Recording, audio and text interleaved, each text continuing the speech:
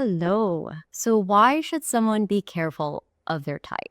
We are going to explore this phenomenon through a Jungian analysis. If you aren't familiar with my channel, we talk about all things limerence. We analyze it from a psychoanalytic point of view, and we're going to open this space up to love addiction and also codependency. If you are new here, don't forget to hit the bell, subscribe, comment, and let me know what archetypes speak to you.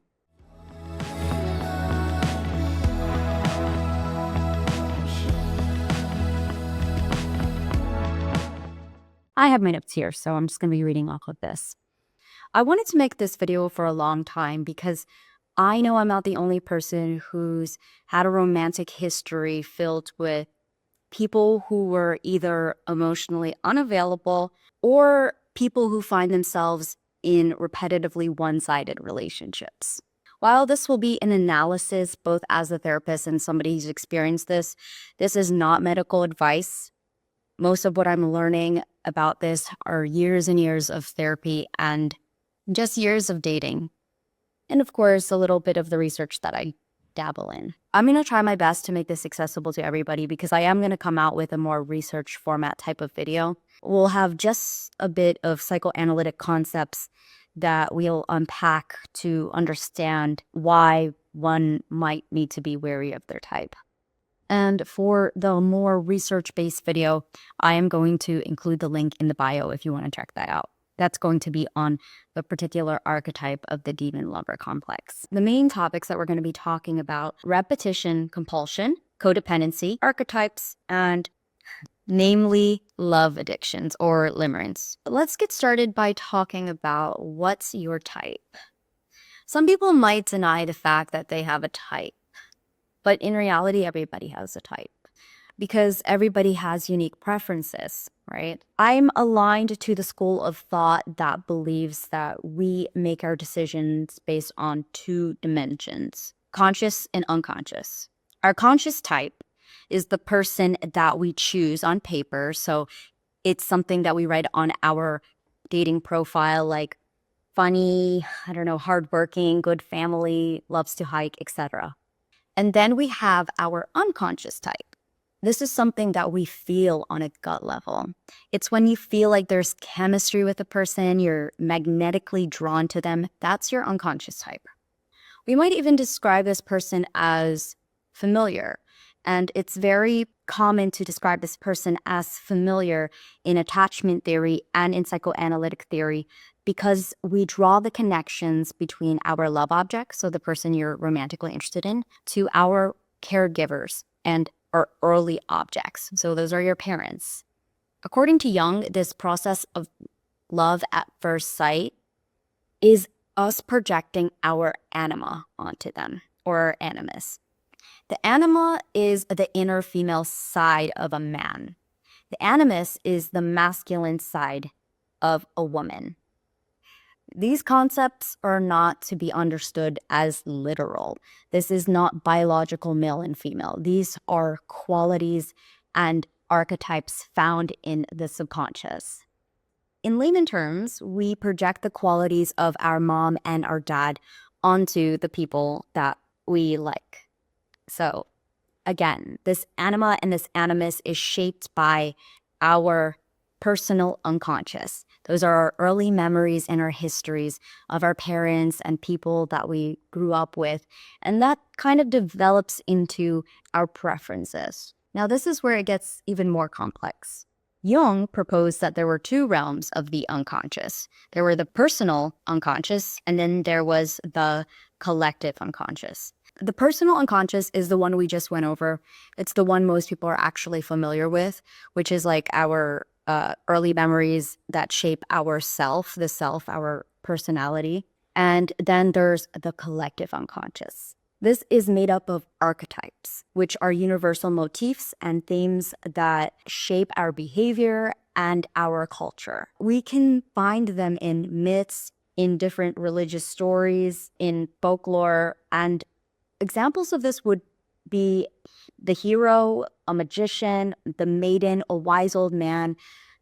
Think about like I don't know, like Gandalf in The Lord of the Rings, similar to Harry Potter and Dumbledore. So that's the wise old man archetype. What I found interesting was that there's no limit to these different archetypes. So many different ones that we will definitely not get into in this video.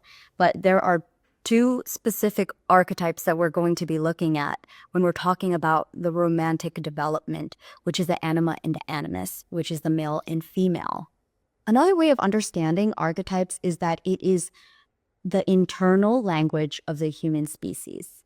And this is how our behaviors are shaped and how our perceptions are shaped. Now that I've dumped all that psychoanalytic babble on you, let's backtrack and talk about why someone might need to be careful about their type.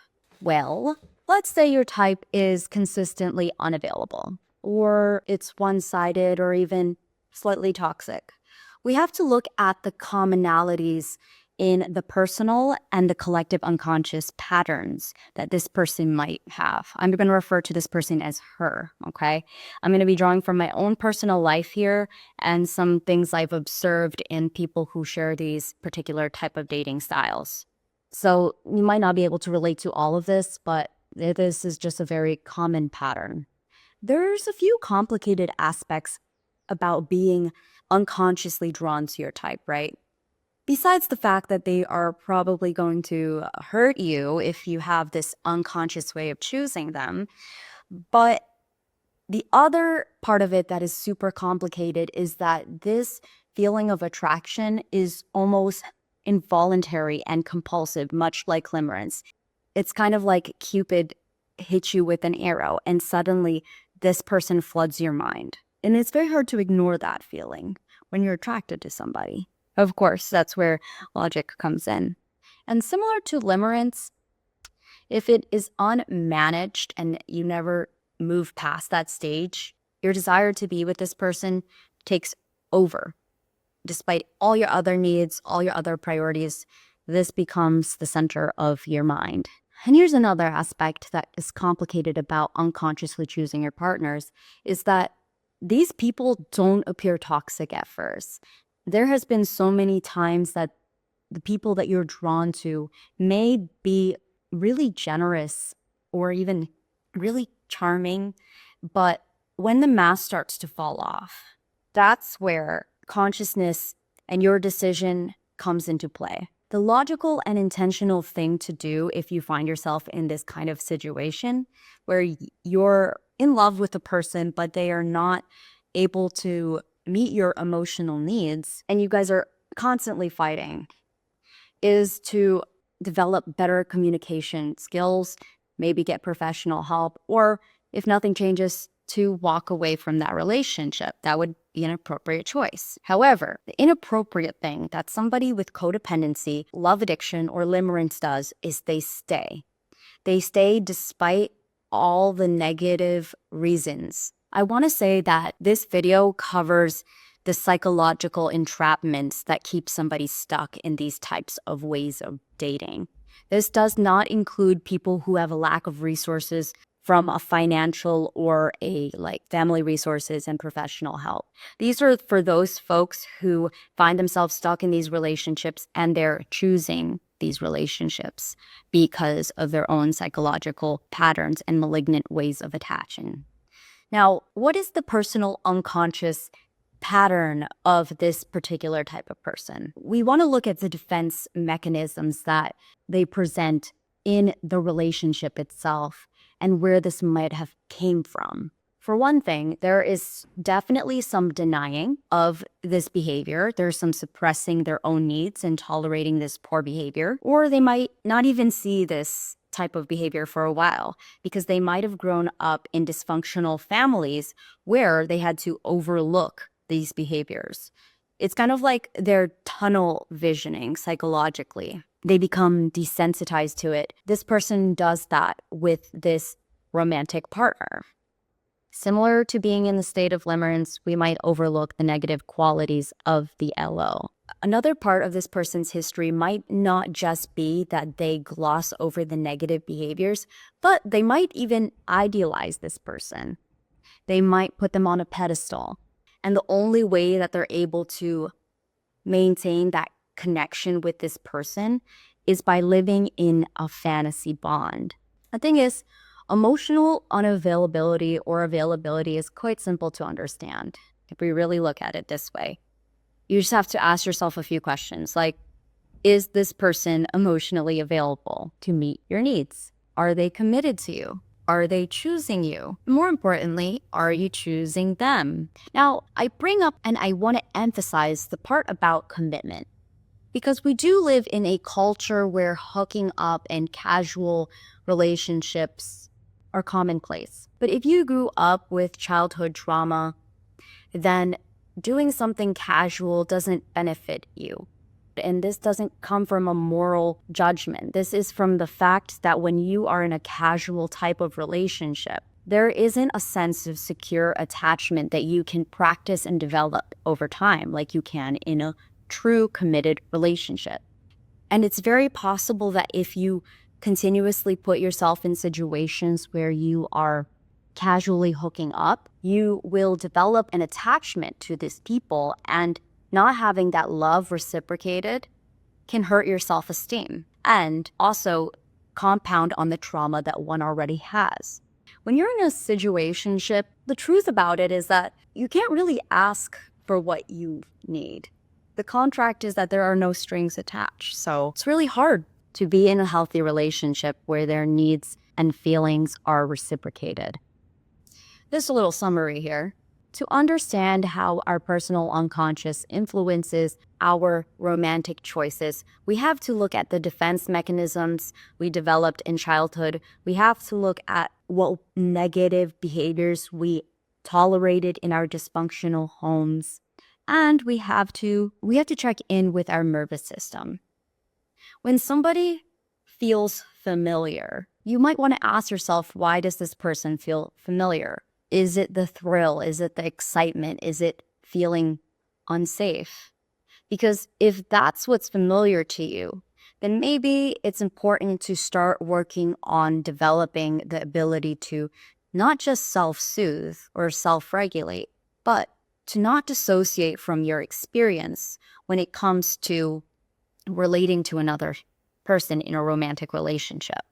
Because a lot of the times, people don't listen to their gut feelings because they have lost that connection to that ability from past negative relationships or even further back from childhood. Now we're going to move on to the collective unconscious. This is where it gets a little interesting because we are going to talk about it, and it might read as a little bit woo-woo for those of you who aren't too familiar with psychoanalytic concepts of the subconscious and unconscious mind. So before I get into this part, I want to say that this is not advice. This is just my analysis, and I will include links to other books that you might want to check out if you're interested in this kind of stuff. So the unconscious reasons that are from the collective are harder to pinpoint because we can't engage with them directly.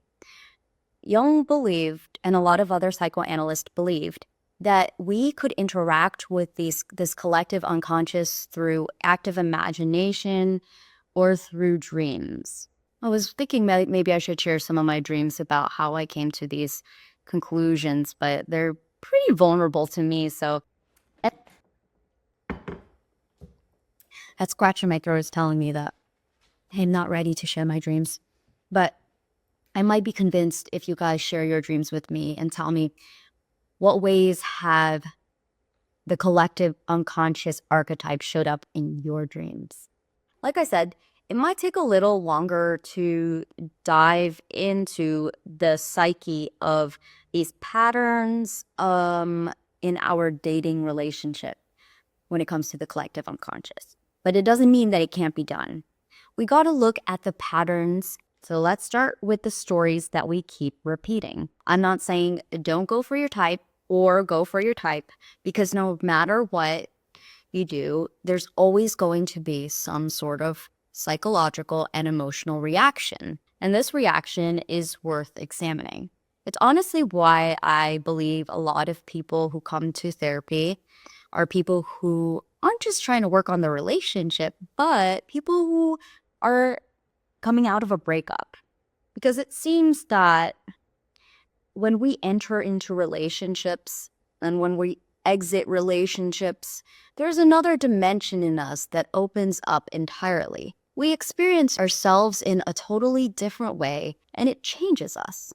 In Maps of the Soul by Jung, he talks about these collisions. Collisions, or in other words, conflict, trouble, sorrow, suffering, all the things you experience in relationships, helps us with our ego development. It helps shape our personality.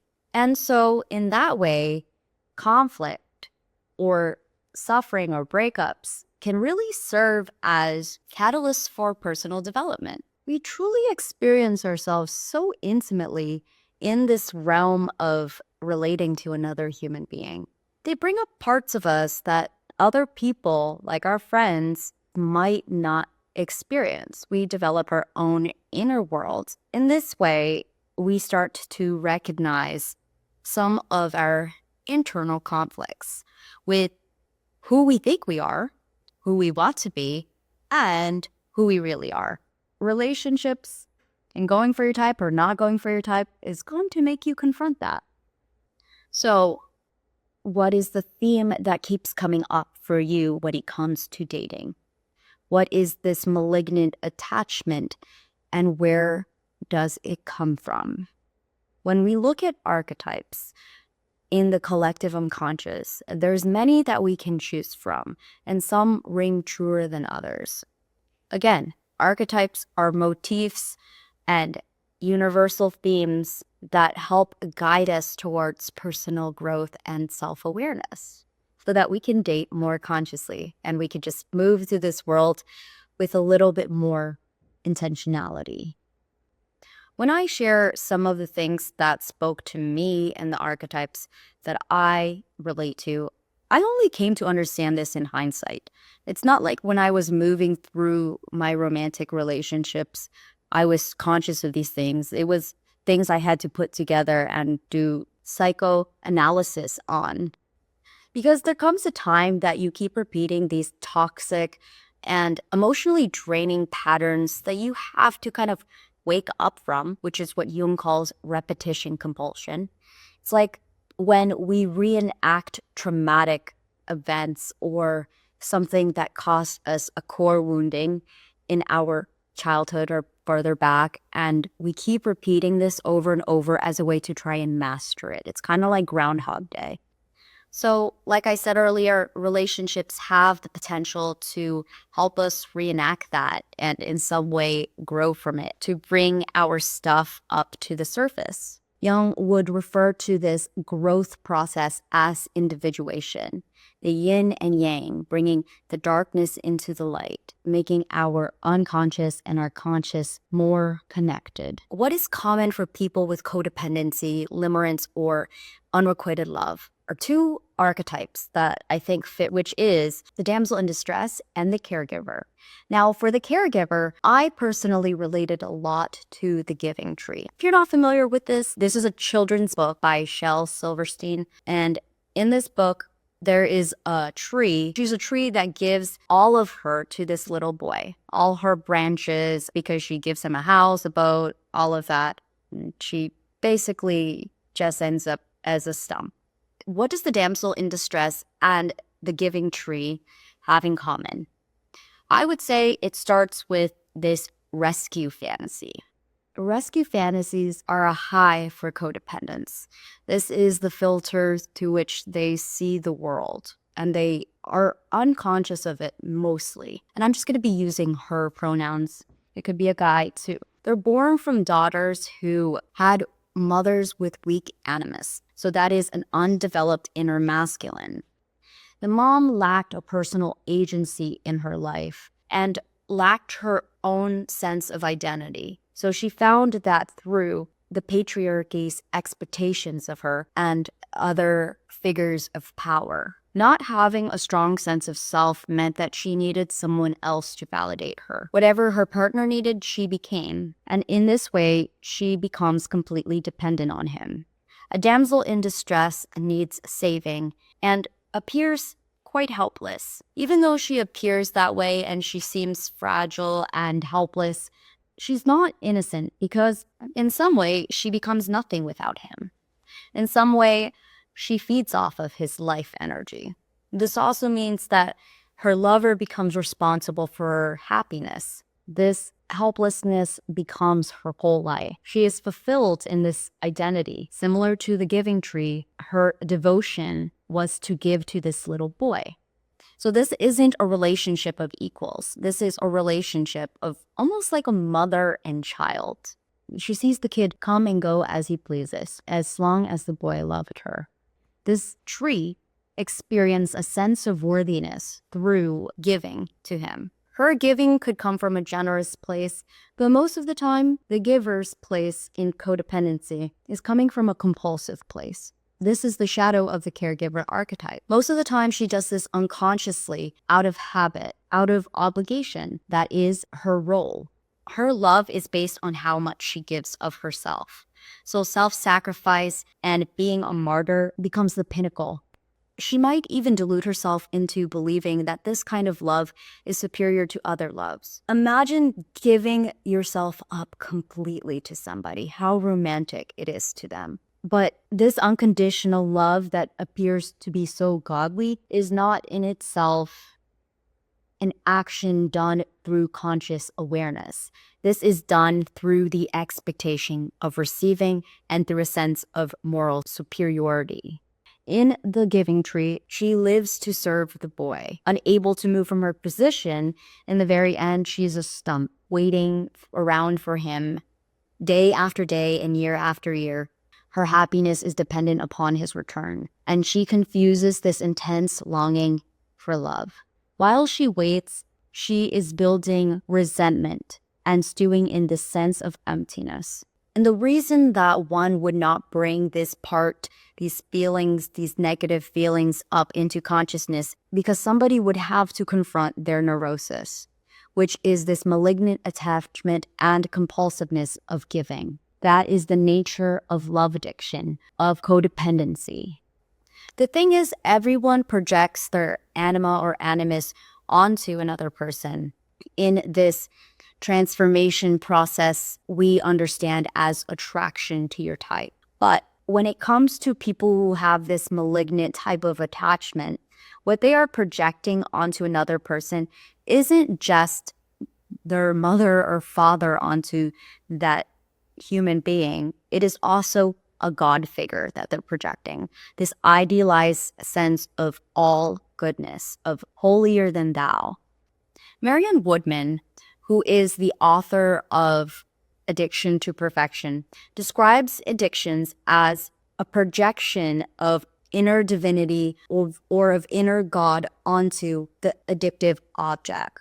For a love addict, it is a person that they're projecting. Because their mother did not have a strong sense of identity. In Jungian, in psychoanalytic understanding, the feminine embodied the religious and the sacred goddess. So their mother didn't have a strong sense of identity, and she was made up of the undeveloped masculine qualities that she tried to succumb to, rather than owning her own femininity, which would allow her to be a holding space, a nurturing space for her daughter.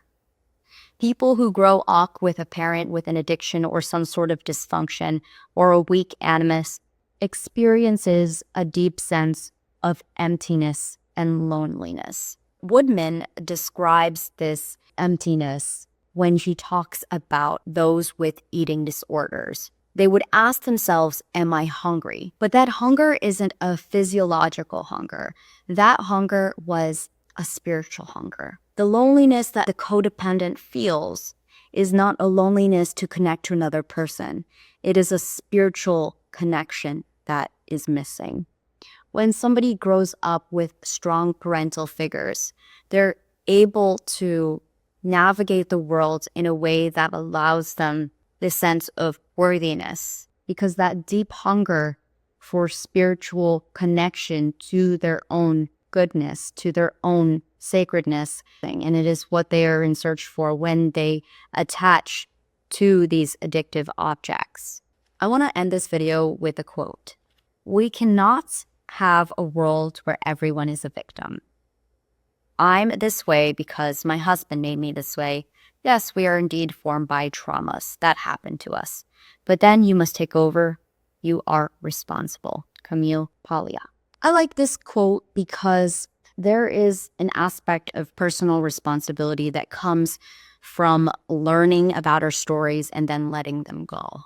It's not something that happens overnight, but healing and changing our stories can only happen if we're willing to confront these unconscious aspects of our conditioning. For me, trauma-informed means becoming self-aware of the narratives that we hold in our body and in our mind and in our spirit. It's about mastering our unconscious and unskillful actions. The only way to have these kind of healthy relationships is to stop going for your type and going for people who hurt you, who make you feel like you did as that little girl. Oftentimes, choosing what is familiar feels easier, and it is what our attachment system and our brains and our survival system wants to do. But hopefully, in time, as we build the skills towards emotional resiliency and mental fortitude, we're capable of moving towards a bold new direction that allows us to have the relationships that we want. Thank you guys for watching. If you've watched this long, I appreciate all of your guys' inputs and comments. Again, tell me about your dreams. What archetypes come up for you that show you your patterns? Don't forget to subscribe, and I'll see you guys next time.